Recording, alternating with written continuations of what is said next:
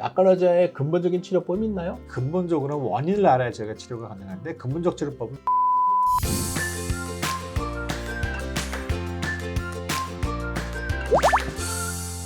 안녕하세요. 소아캔TV 최명규 교수입니다. 오늘은 서울성모병원 소아내과 박재민 교수와 함께 아칼라제라는 병에 대해서 논의해 보겠습니다. 사실 아칼라제라는 병은 희귀병 중에 하나라고 할 수 있는 병인데요. 이 병이 왜 요즘에 회자되냐면요. 내시경 수술이 새롭게 개발되었군요. 그 개발된 내시경 수술이 획기적인 방법이고 또한 결과도 아주 만족스럽기 때문에 다시 이 병이 회자되고 있습니다. 물론 이제 의사들 사이에 회자되어 있는데 당연히 의사들이 관심이 많다 보면 이런 병을 잘 발견하게 되거든요. 그럼에 따라서 요즘에 이 병이 오히려 이렇게 흔한가 하는 생각이 들 정도로 많이 발견되기도 합니다. 그래서 오늘 한번 시청자 여러분께서 이 병에 대해서 알아두시면 도움이 되실 거라 생각합니다. 박 교수님, 아칼라자는 어떤 병입니까? 아칼라자가 영어로 대해서 조금 해석이 어려울 수도 있는데 또 아칼라자로 부르시는 게 편할 것 같습니다. 저희가 음식을 삼키게 되면 식도라는 길쭉한 튜브를 통하게 되어 있는데 마지막에 하부 식도가 딱 좁혀져 있는 하부 식도 괄약근이 있습니다. 이 녀석이 하고 있는 일이 뭐냐면은 밥은 내려가되 위에서부터 역류하지 않도록 딱 막아주는 이런 키퍼 역할을 하고 있는데 삼킬 때 열어주는 기능이 망가져서 막혀 있기 때문에 삼킴 곤란이 생기는 그런 병을 이야기합니다. 정리하게 되면 하부식도 괄약근이 기능 부전 이렇게 이해할 수 있겠습니다. 하부식도 이완이 잘 안 된다. 꽉 닫혀 있다. 그렇기 때문에 밥을 삼키지 못한다. 이런 거죠. 네. 아칼라자는 그러면 왜 생깁니까? 정확하게 왜 생기는지 모릅니다. 원인을 알게 되면 저희가 예방 및 치료가 굉장히 쉬울 텐데 그것까지는 모르고요. 그 다음 과정인 병태생리라 그래서 이게 원인은 모르지만 어떤 식으로 나오냐면은 식도가 움직임을 관장하는 건 신경이 있는데 그 신경이 망가져서 이런 현상이 벌어진다고 알고 있습니다. 즉 근육병은 아니고요. 신경병 중에 하나라고 생각하고 있습니다. 그러니까 신경병이란 건 신경이 망가지지만 신경이 망가지는 원인은 알자를 모른다. 우리가 이제 그걸 알게 되면 근본적인 치료가 가능할 텐데 그렇지 못하는 것이죠. 아칼라자가 이제 생기면 이제 어떤 증상이 생기나요?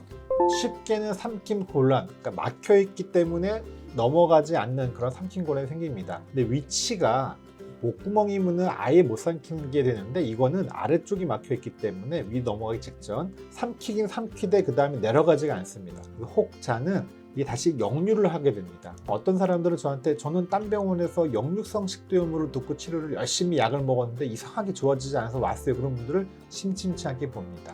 가장 흔한 증상은 잘 내려가지가 않고 그 위치는 여기 명치 부위가 되겠고 심해질 경우에는 거꾸로 역류가 나오고 역류에 따라서 나머지 2차적 합병증들인 폐렴이라든지 잦은 기침 이런 2차적 증상들이 같이 나오게 됩니다. 삼키긴 삼켜서 딱 걸려서 안 내려가기 때문에 한 번 더 삼킨다든가 아주 용을 써서 예를 들어서 이렇게 한다든가 일부러 더 힘을 줘서 다시 내려가게 하는 그런 거죠. 근데 특징적으로 삼킨 것들이 물 먹을 때도 안 내려가고 탁탁한 음식도 안 내려가고 그래서 아마 두 가지 다 삼킨 곤란이 동시에 일어나면 이거는 운동 기능 자체에 문제가 있는 거구나 이렇게 우리가 판단하기도 하죠. 아칼라의 증상이 일단은 삼키는 거는 괜찮고 그 다음에 식도에서 걸리는 거라고 말씀했는데 환자가 오면 내가 잘 연화곤란, 삼킨 곤란이 있습니다. 그렇게 되면 저희가 이게 식도에 문제가 있는 건지 아니면 병부에서 문제가 있는 건지 우리가 구별을 하잖아요. 그게 병이 아예 차이가 있기 때문이죠. 네네. 그러니까 저희 식도가 해부학적으로는 우리가 조절할 수 있는 식도는 위에 3분의 1 정도가 되고요. 나머지 식도의 3분의 1은 저희가 조절 못하는 근육으로 되어 있습니다. 근데 결국 연화곤란이라 삼킨 곤란은 이 목 쪽에 있는 근육의 문제이기 때문에 주로는 뇌 쪽의 문제이든지 아니면 근육병 때문에 생겨서 처음부터 아예 삼키지 못하고 침이 질질질 흘러나오는 그런 병들을 보게 되는 거고요. 아마 주변에서는 중풍 걸리신 분들로부터 그런 것도 좀 관찰할 수가 있을 것 같습니다. 하지만 이런 아칼라자 같은 병은 아래쪽의 식도가 문제이기 때문에 삼키긴 삼키되 그 다음 과정에 문제가 생기는 게 되어 있습니다. 이런 아칼라자가 오래되면 이제 어떤 합병증들이 생기게 됩니까? 초반에는 그래도 어떻게든 간에 꿀떡꿀떡 하든지 넘어가고 가슴 치면서 드시고 힘을 꽉 주면서 드신다고 교수님 말씀하시듯이 하지만은 마지막에 그마저도 안 되기 때문에 아예 못 먹어서 체중이 삐쩍삐쩍 말라간다든가 이게 또 특징적으로 고형식뿐이 아니고 유동식 물도 잘 안 넘어가기 때문에 완전히 영양흡입이 되든지 아니면 물을 먹다가 다시 올라와서 흡입이 되면서 폐렴이라든지 잦은 기침 식도가 위로 넘어간 부위가 워낙 좁기 때문에 초기에 암이 있더라도 잘 통과 못하는 경우가 있습니다. 또 하나는 층도가 역류가 심해지게 되면 거기서 또 염증이 심해지면서 협착이 올 수 있기 때문에 두 가지 병을 일단 염두에 두고 내시경 관찰하게 됩니다. 내시경을 관찰해서 이제 다른 병을 얻고 내학 검사에서 하부식도 괄약근이 이완이 안 되는 것을 확인하고 식도 체부의 운동 기능이 망가진 걸 확인하면 우리가 아칼라지아라고 진단하는군요. 그럼 아칼라지아 치료에 대해서 그럼 이제 논의를 해볼까요? 아칼라지아의 근본적인 치료법이 있나요? 되게 좋으신 말씀이신데 이게 근본적으로 원인을 알아야 저희가 치료가 가능한데 근본적 치료법은 없습니다. 네, 그래서 이제 어떤 대책을 세우게 됩니까?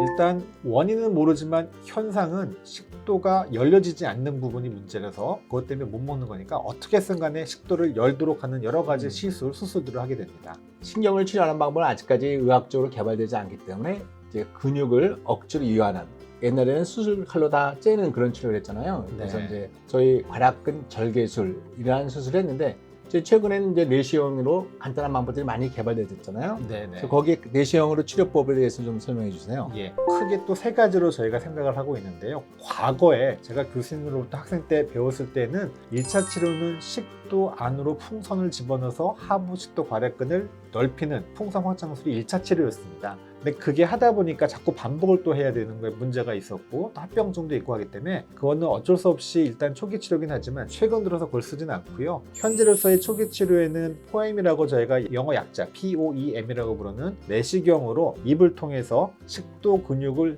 잘라주는 근절개술, 이거에 1차적 치료가 되어 있습니다. 하지만 환자들에 따라서는 컨디션이 전신마취까지 견디다든지 수술 견딜 수 없는 컨디션일 때는 세 번째 방법이 일시적으로 보톡스 주사를 놓기도 합니다. 보톡스의 장점은 아주 간단한 시술로 장점은 있지만 아주 큰 단점은 얘가 일시적으로밖에 효과가 없고, 두 번째는 알레르기 있는 환자들한테 굉장히 또 치명타가 될 수가 있으며, 세 번째는 반복적 시술에는 이미 항체가 생기기 때문에 효과가 없는 그런 세 가지 단점이 있고, 특히 내시경 시술하는 제 입장에서는 여러 번 찔른 환자들은 근절기술할 때 거의가 섬유화가 되기 때문에 자르기가 좀 어려운 그런 단점도 있습니다. 그러니까 보톡스는 아마 수술하기 어려운 환자, 또 그런 환자의 선택적으로 하는 것이겠고, 풍선 확장술은 이제 초기에 많이 하고 이제 값도 싸고 안전한 방법이 있지만 이제 천공이 자꾸 생기기 때문에 그런 합병증 때문에 좀 꺼려하는 치료가 되는데, 제일 초초의 환자 같은 경우는 내시경 풍선 확장술이 아직까지 이제 많이 시행하게 됩니다. 물론 이제 시술자의 선호에 따라서 이제 치료 방법이 달라질 수 있는데, 박재민 교수님 같이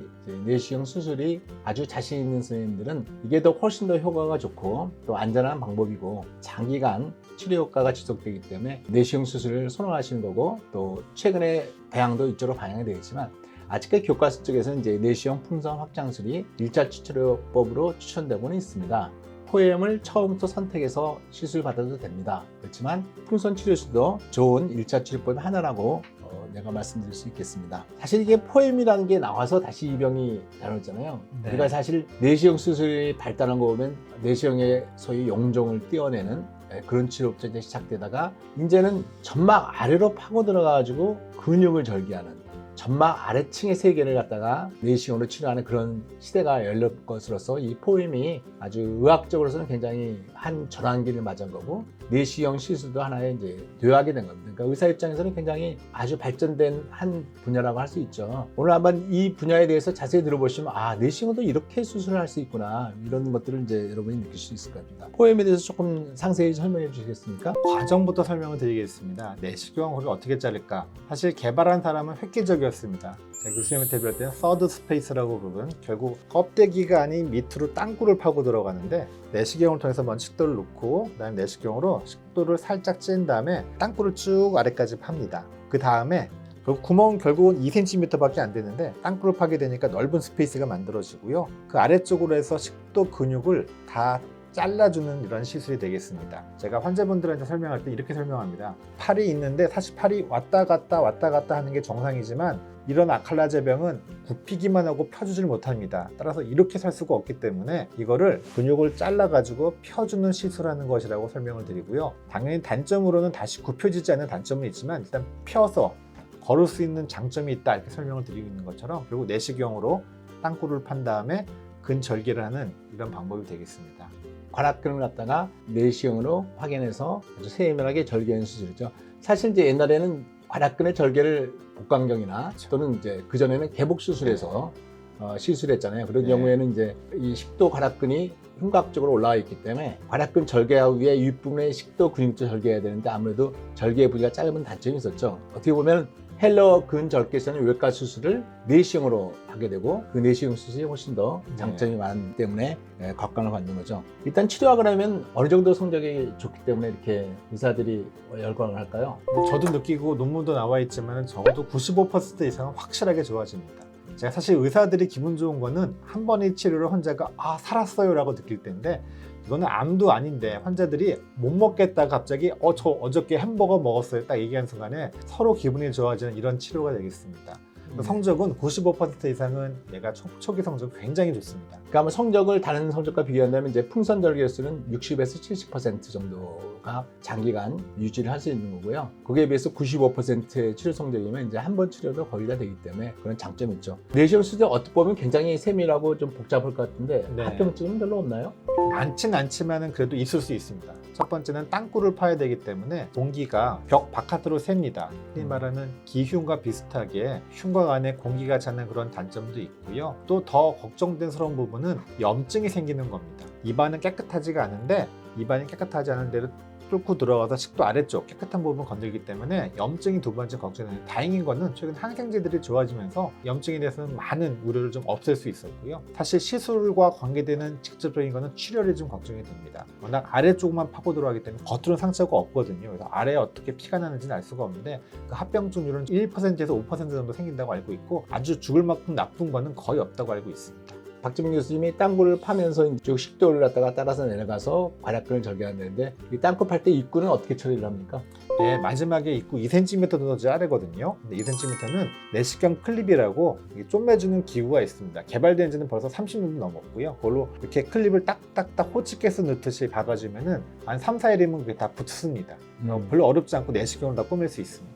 아주 좋은 방법이고 그래서 이제 이런 방법을 하게 되면 이제 아주 효과가 좋고 단지 이제 관악근이 이완이 돼버리니까 거꾸로 관악근이 이완돼서 꽉 닫히지 않기 때문에 위산이 역류는 원래 쉽게 일어나죠. 그래서 영수시스템이 좀 문제가 될 수가 있습니다. 얼마큼 영수시스템이 있나요? 초기에는 거의 90%라고 논문들은 나와 있고요. 장기 성적들이 최근에 보고되고 있는데 한 70% 환자들은 결국은 약을 먹어야 된다 이렇게 보고를 하고 있습니다. 교수님 말씀하신 게 당연한 얘기이긴 하고요. 근데 환자들한테 주의를 꼭 줍니다. 그러니까 결국은 음식을 넘어가서 꽉 조여진 부분을 살짝 통과한 다음에 음식이 내려간 다음에 닫아둬야 되는데 그 역류가 없는데 이걸 열어놨기 때문에 역류는 무조건 있다고 생각하시면 됩니다.